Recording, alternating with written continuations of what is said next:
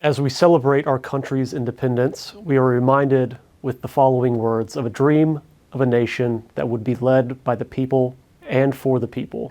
Understanding that in 1776, when this declaration was written and signed, America was not a dream for all people. This was a nation of more than 500,000 enslaved blacks who were viewed as subhuman. Native Americans were being slaughtered out of fear in the quest for more territory. Non-landowners, women, and non-Christians had no right to vote. America has never been perfect, but for more than 200 years, we are in pursuit of a more perfect union, where all people are created and treated equally. The Louisville Democratic Party will continue to champion progress until we realize the dream of America, which is one of life, liberty, and the pursuit of happiness for all. We hope you enjoyed this reading of our Declaration of Independence. The unanimous Declaration of the 13th United States of America. When in the course of human events, it becomes necessary for one people to dissolve the political bands which have connected them with one another, and to assume among the powers of the earth the separate and equal station to which the laws of nature and of nature's God entitle them. A decent respect to the opinions of mankind requires that they should declare the causes which impel them to the separation. We hold these truths to be self-evident, that all men are created equal, that they are endowed by their Creator with certain unalienable rights, that among these are life, liberty, and the pursuit of happiness. That to secure these rights, governments are instituted among men, deriving their just powers from the consent of the governed. That whenever any form of government becomes destructive of these ends, it is the right of the people to alter or to abolish it and to institute new government. Laying its foundation on such principles and organizing its power in such form as to them shall seem most likely to affect their safety and happiness. Prudence indeed will dictate that governments long established should not be changed for light and transient causes. And accordingly, all experience has shown that mankind are more disposed to suffer, while evils are sufferable, than to right themselves by abolishing the forms to which they are accustomed.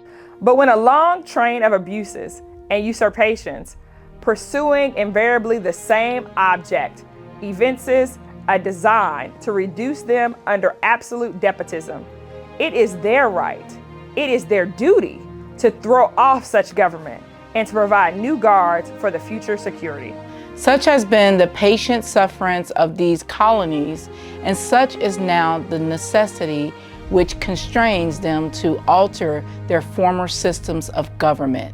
To prove this, let facts be submitted to a candid world. The history of the present King of Great Britain is a history of repeated injuries and usurpations, all having in direct object the establishment of an absolute tyranny over these states. He has refused his assent to laws that most wholesome and necessary for the public good. He has forbidden his governors to pass laws of immediate and pressing importance unless suspended in their operation, till his assent should be obtained, and when so suspended, he has utterly neglected to attend to them. He has refused to pass other laws for the accommodation of the large districts of people, unless those people would relinquish the right of representation in the legislature, a right inestimable to them and formidable to tyrants only. He has called together legislative bodies at places unusual, uncomfortable, and distant from the depository of their public records, for the sole purpose of fatiguing them into compliance with his measures. He has dissolved representative houses repeatedly for opposing with manly firmness his invasions on the rights of the people. He has refused for a long time, after such dissolutions, to cause others to be elected, whereby the legislative powers, incapable of annihilation, have returned to the people at large for their exercise. The state remaining in the meantime exposed to all of the dangers of invasion from without and convulsions within. He has endeavored to prevent the population of these states for that purpose obstructing the laws for naturalization of foreigners, refusing to pass others to encourage their migrations hither, and raising the conditions of new appropriations of lands. He has obstructed the administration of justice by refusing his assent to laws for establishing judiciary powers. He has made judges dependent on his will alone for the tenure of their offices and the amount and payment of their salaries. He has erected a multitude of new offices and sent hither swarms of officers to harass our people and eat out of their substance. He has kept among us in times of peace standing armies without the consent of our legislatures. He has affected to render the military independent of and superior to the civil power. He has combined with others to subject us to a jurisdiction foreign to our Constitution and unacknowledged by our laws, giving his assent to their acts of pretended legislation. For the quartering large bodies of armed troops among us, for protecting them by a mock trial from punishment for any murders which they should commit on the inhabitants of these states. For cutting off our trade with all parts of the world, for imposing taxes on us without our consent, for depriving us in many cases of the benefits of trial by jury, for transporting us beyond seas to be tried for pretended offenses, for abolishing the free system of English laws in a neighboring province, establishing therein an arbitrary government, and enlarging its boundaries so as to render it at once an example and fit instrument for introducing the same absolute rule into these colonies, for taking away our charters, abolishing our most valuable laws, and altering fundamentally the forms of our governments, for suspending our own legislatures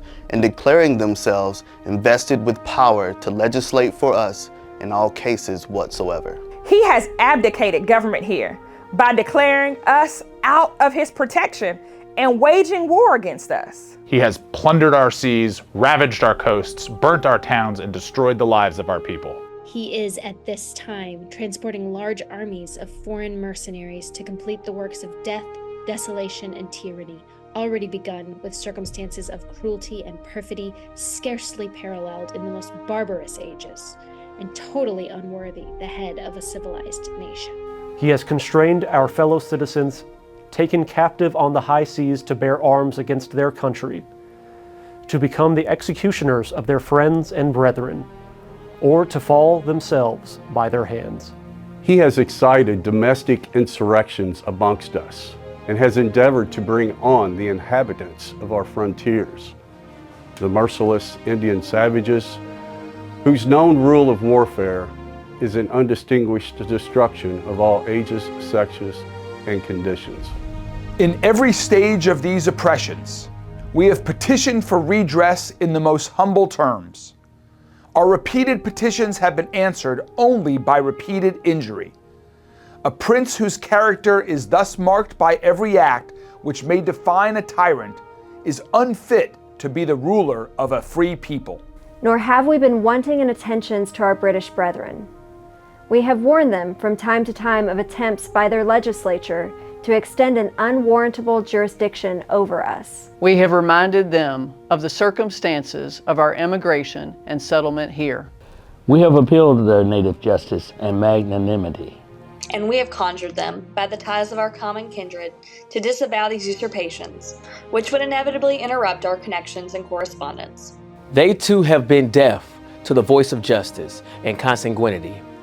We must therefore acquiesce in the necessity which denounces our separation and hold them as we hold the rest of mankind, enemies in war, in peace friends. We therefore, the representatives of the United States of America, in General Congress assembled, appealing to the Supreme Judge of the world for the rectitude of our intentions, do, in the name and by the authority of the good people of these colonies, solemnly publish and declare that these united colonies are, and of right ought to be, free and independent states. That they are absolved from all allegiance to the British Crown.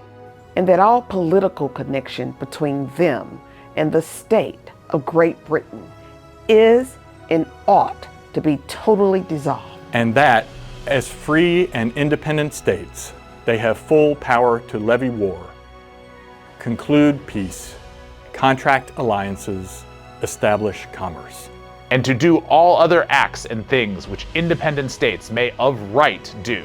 And for the support of this declaration, with a firm reliance on the protection of divine providence, we mutually pledge to each other our lives, our fortunes, and our sacred honor.